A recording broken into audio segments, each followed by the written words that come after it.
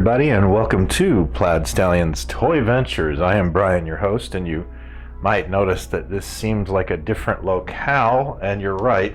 Welcome to my basement. The reason that we're here, and it has nothing to do with the Shindana Red Fox doll, I just put that there for attention, is that, well, I've had a rather interesting set of circumstances the last few days.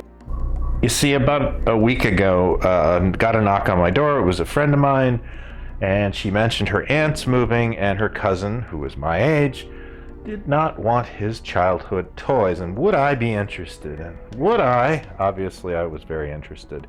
And yeah, it's a pretty significant amount of 70s and 80s toys that I have to go through. And So I thought I'd take you with me and we could go through some of the stuff here, and I will tell you, this kid loves Star Wars. So let's dig in, shall we? There's a lot to cover here. Okay, the first thing I noticed was one of the bins was marked Fisher-Price. That's not unusual for a child of the 70s, or even parents of the 70s. Like, that really was a brand. And I was not surprised to find Adventure People in here. I was, however, surprised to find like this many Adventure People, and some of this stuff I haven't touched in years. I had some of these sets and I still have some of the parts and pieces, but this was just total time warp for me, and I just want to go through a few of the pieces here. We've got the Wilderness Patrol Jeep and plane. Unfortunately, the plane's broken. You don't really find a lot of broken Adventure People vehicles. They're pretty sturdy, but I could see that wing gutting off there. We've got the net from the Safari in there. We've got some of the Safari animals, including the lion in his cage, the zebra, the Safari guy, his tent, and his fencing. I haven't seen that fencing in a long, long time. We've got some more, various characters from different sets where their vehicles aren't here anymore. I can see like the race car drivers here. I still have my race car. We've got the giraffe over there, even a dog. These are not obviously super valuable toys, but they are kind of just awesome regardless, and I'm really happy to have these, and I'm going to pick through and keep a few of them. The one I'm going to particularly keep in this section is this guy, the Star Knight. He used to be, he used to come with a glider. I wasn't surprised to not find the glider. I found a piece of it on his back. But I loved this figure as a kid. But I kind of gave him like a Green Lantern mythology, like there was a whole bunch of these guys patrolling space. I don't know what they did. He could only pretty much just raise his arms because he was meant to weight down the glider. But I just absolutely love this guy, and I am keeping him. He's even the right color for my childhood one. This really blew me away with the Fisher-Price stuff. The sleeping bag still works. This stuff was so awesome. I've got a couple of scuba tanks here, and I'm also totally keeping this set. The octopus and a deep sea diver. It reminds me a lot of, the early G.I. Joe Adventure Team or Big Jim. And Fisher-Price Adventure People kind of filled that gap when those two toy lines left. You still had that spirit of adventure, and that's the thing that I think I really love about this line, is its innocence and its ability to still attract kids to it to this day.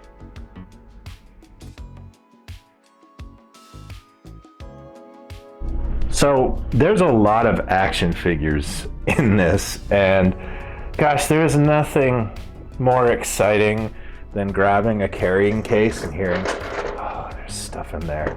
I was really hoping that there would be some Canadian exclusives like the wind-up R2-D2 or the humanoid. I didn't get there, but I can't say I did badly here. First of all, I just want to point out that this is such an amazing carrying case cover. I had this and I loved it. That artwork is sublime. Look at that Han and Chewie. Anyway, let's go to the first panel. And as you can see, we've got a bunch of bric-a-brac. Stormtrooper. Mego Captain Holland from the black hole. Unfortunately, thumbless. Suspect is thumbless. That happens a lot. We've got both Ewoks. That's Wicket. I don't remember that fellow's name. We've got a nice cloth cape Jawa. A power droid that still makes the... That's lovely. As my son said, there's always a random Clash of the Titans figures in these, and I'm glad I got Charon because, hey, I don't have them, and this may be the thing I keep from the whole lot. Can't go wrong with the boatman from the River Styx. I have half a Cylon and a Bespin Guard. Deathstar droid, I believe was this guy's name, even though he was like on the Jawas ship. We've got a good Snaggletooth and a couple of these, I think these are like mind control devices from the Imperial Troop Transporter, which likely means there's an Imperial Troop Transporter in there. Also a bunch of weapons. I mean, original guns. Chef's kiss. So let's see what the second tray has. First of all, I love that there was all this work done to kind of organize. Like, he had a little label maker and he had all these characters and they're still kind of in their own space, and he even cut this part of his carry case to have the Maximilian figure fit in there. That is dedication and quality. And I am a huge Buck Rogers fan, so getting Buck, Tweaky, Tiger Man, it's a really nice Tiger Man, Draconian Guard, and Maximilian, who's a black hole, obviously. Oh yeah, and I got the Commander Adama, Starbuck, Capeless and Gunless. These were all played with. And then we have the Avon. He is missing his little cape. I've always liked this figure. And then we have, I think this is Ree's Squid Face, I think. So these are Jedi figures. So yeah, this kid was a little bit younger than me. And we'll find that out as we move on. But this is not the only Star Wars case. Hang on. And yes, there was not one, but two carry cases here, both laid out with that same very charming typography. But, and I've already had a little pick through here, but there is a lot of good stuff in here. Very happy to see Matchbox Macmen. This is a very nice Bespin Leia. Remember getting her as a kid. We've got decent stormtroopers. I think I've got more than one stormtrooper. My personal favorite, Bosk. I mailed away for him as a kid and just thought he was the best. I love lizard men in science fiction movies. Possibly the nicest figure in here is this Boba Fett. And he actually has his gun. And he's really nice and tight. And even though I still have the childhood Boba Fett I sent away for as a kid, this is tempting to keep just because it's so nice. We've got other characters in here, like most of the bounty hunters. Dengar, another Snaggletooth. Huh, two Snaggletooths. Another Bespin Guard, because, you know, you really need two of those guys. And they aren't even the pilot for the twin pod cloud car. Hammerhead, another classic. However, the one that kills me in here is the figure that was my final Star Wars purchase of childhood. General Mendine? I don't know his name. Yeah, this was just the instant regret action figure when I was a kid. I was like, oh, why did I even buy this? You know, I think he came with like a laser pointer. And of course, we've got the classic.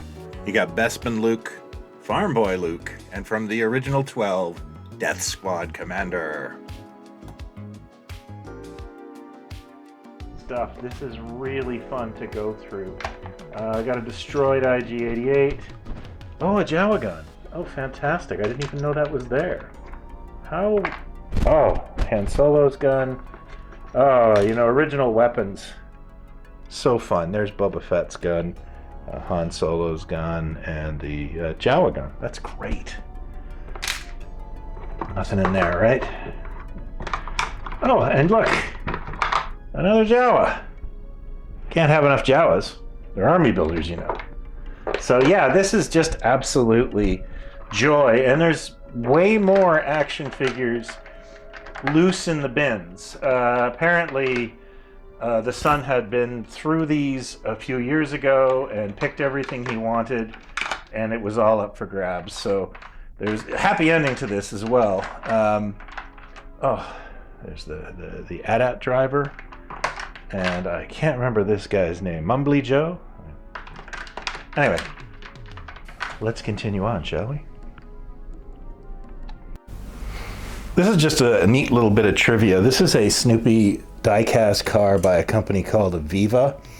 And Aviva was, I believe, connected to Hasbro, and they did things like the Space Academy dolls and things like that. But these were not actually manufactured by Aviva. I discovered when I was talking to Marty Abrams a couple of years ago that they were done by Mego. Mego wanted to get into diecast. They were friends with the president of Aviva. They took the job for him, and it resulted in Mego doing things like the diecast superheroes and the Eagle Force. So it's just neat to actually have one of these. I didn't ever own one of these before, and now I do, and it's kind of a neat little keepsake. And I like Snoopy. This was a really happy find. This is the mini collection, the diecast collection from Kenner, and this is the Snow Speeder. And I had this as a kid, and they all got so damaged from play. But I always really liked this line. It was just great to have the ships in this kind of scale, even though their scales didn't kind of match. Yeah, I played with this hard, and it's just nice to have one back. Found a few straggling Star Wars guys in the bottom of the bins. The Tusken Raider had his gaffy stick, but he was wearing the cloak of Draco from Buck Rogers, which is good news for me because my Draco didn't have one. I've also found some of Buck Rogers' Starfighter. No surprise that the pointy bits are missing. Those kind of just always fell off. One of the landing gear is broken. This is just basically something for parts for somebody. I really have like a spaceship graveyard going on here, and I'll explain later. So we have the spaceship graveyard, so to speak. A lot of this stuff was well played with, and it's no surprise that there's some parts missing. I do kind of find it odd, the parts that aren't missing. Like these X-Wing guns. I don't think mine survived very long. I actually, and this is the part that's kind of funny, I'm not a Star Wars collector. So some of these parts and pieces, they're testing my knowledge from when I was a kid. Case in point, I do not know if this speeder is complete, but I am completely incapable of putting it back together. And my wife's memory is not helping either. She's a bit younger than me, and she had that. I was happy to see the Imperial Troop Transport, one of my favorites, but it's got some blaster fire, and it is missing its battery cover, which is a real shame. Yeah, I have an obsession with this toy. I always wanted it. The X-Wing is just for parts. It is not going to fly anymore. And I have an armless Vader with two arms. I understand that's a pretty common malady. I think there's even a YouTube channel that has that as a character, if I'm not mistaken. And yeah, this is all stuff that it's not garbage, but I don't know what to do with it. I'll probably offer it up as parts and pieces, that sort of thing. You see, like there's even the floor and the gantry for the Millennium Falcon, but unfortunately it's missing the top and a few other minor pieces that, I might have in my own toy box. Now I'm gonna look around, because that would be amazing if I could actually integrate it with my toys. Hey everyone, just a quick reminder, if you like this channel and what I do, please consider checking out my shop. I have 11 issues of Toy Ventures magazine available, as well as 2 books, multiple action figures, and a series of collector pins. I'll put the link to the shop in the description, and I thank you for considering it. On a more positive note, I was able to almost completely piece together 3 vehicles thus far. The AT-AT, which was a surprise, it was in a bag at the bottom of the bin, I didn't even know it was there, actually is just missing its 2 guns and this side gun here. I think these are little like clear pieces of acrylic that went back and forth, if I recall. Snowspeeder, I think, is missing a rope that goes on the back, otherwise it's complete. And the TIE Fighter, which was my 8th birthday present, is complete, except that I think one of the spring thingies broke. Yeah, I played the hell out of this toy, and it's another one that may never leave here. This was kind of funny. I found the Yoda bubble bath shoved inside the Yoda puppet, which was like, it was like a Russian nesting doll of Yoda's. As exciting as those are, and I think they're just great, my biggest find, and the one that I'm really happy with, is the head to an Avon Triceratops bubble bath dispenser. I had this. Triceratopses are my favorite dinosaurs, and this is going on the shelf.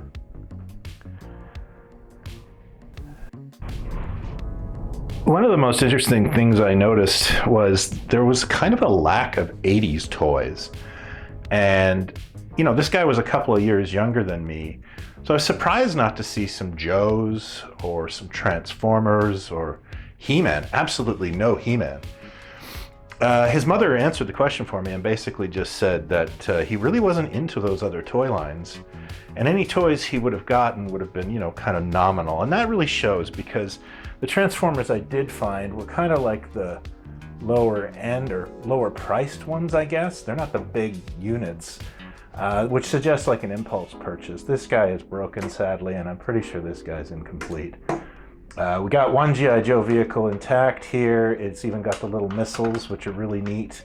I assume this was the driver. He needs a new O-ring, which is no problem. And we've got the Cobra dome thing. I can't remember what that's called. These are all well after my time with G.I. Joe. And I believe these are Zoids, Tomy Zoids, which I don't really know a heck of a lot about. Forgot to mention with the Joes, there was also this giant plane from, I think, the mid-80s. I do not think I have all the parts, but I do have quite a few, and it might be worth something to somebody. So this next bin was a bit of a jackpot Star Wars wise. I not only got some cool pieces like the Tauntaun saddle, but I found 2 playsets, and they appear to be complete. They are the Hoth and the Tatooine Sandcrawler playsets. Can't remember their original names. Funny story. I had an aunt who sent me money one year for my birthday. I made a big deal out of it, and I went to Eaton's and I bought any Star Wars toy I wanted, and I chose this Hoth set and immediately regretted it. It's really, really not that fun to play with. It's a bit boring. And it was the first time, and this is sort of like when cynicism creeps in as a kid, when I went over to my friend's house and looked at his Tatooine playset, this was just painted white and they added new cardboard to it. And while the art is lovely, yeah, I think that was that was a pivotal moment for me in my young life.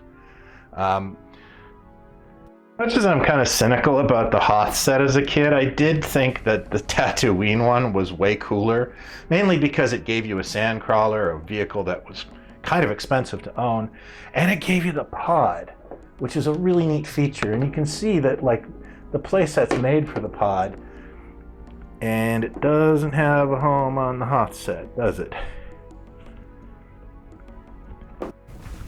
I also found more figures again. There's a really nice Vader. He still has his saber, but unfortunately his cape's gone. I think the other guy is the twin pod cloud car pilot, a figure I easily passed on as a child. Also found a patrol dewback with a stormtrooper. He's missing his harness, which is pretty common. They were pretty frail, but it's nice to have a semi-complete one. It still works. The head still turns. Let me show you. One of my favorites as a kid, and that might stick around too. I forgot to mention the mini rig. I had a bunch of these as a kid. These were supposed to be like they were off screen, and they were just another way to make a smaller, more affordable size of vehicles for kids. And some of them are really goofy, some of them are really neat. This one probably falls on goofy and neat. I do like its design quite a bit, the little stairs. It looks like something you'd see on Doctor Who. And here we've got some things familiar in a 70s kid's bedroom. The Star Wars sheets. I didn't have these, but I had the pillowcase. I had a weird hand-me-down bed, and I could never have kids' sheets, but I got the pillowcases for almost everything. And these ceramics. If I'm not mistaken, these aren't licensed. These are kind of things that would be provided locally. They are kind of semi-common, and actually, I'm not even sure if I'm going to be able to keep these because there is a chance he may want them back. And if he wants them back, they're his. I mean, my goodness, these are cool, and I understand that. So let's see if Vader works. I've got him plugged in. Oh.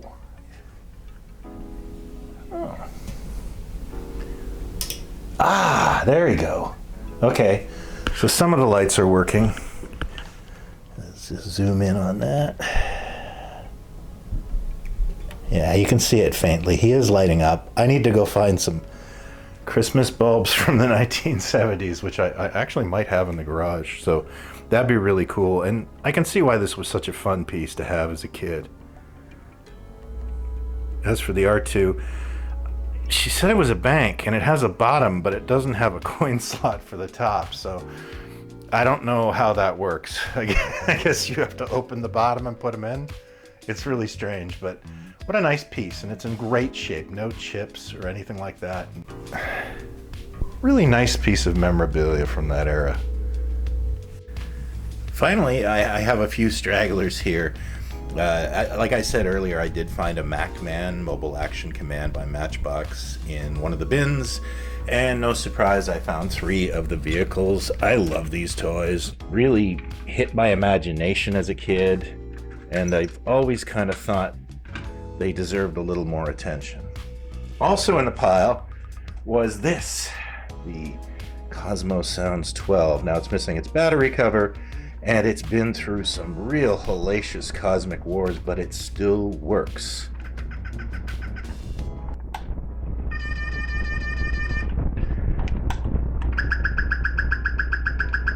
Now, these, I think there's at least 100 different variations of these kind of guns, and I love every single one of them. I think it'd be great to try and collect them all and compile them, because I mean, every toy company pitched this. This was a Flash Gordon gun for Mattel.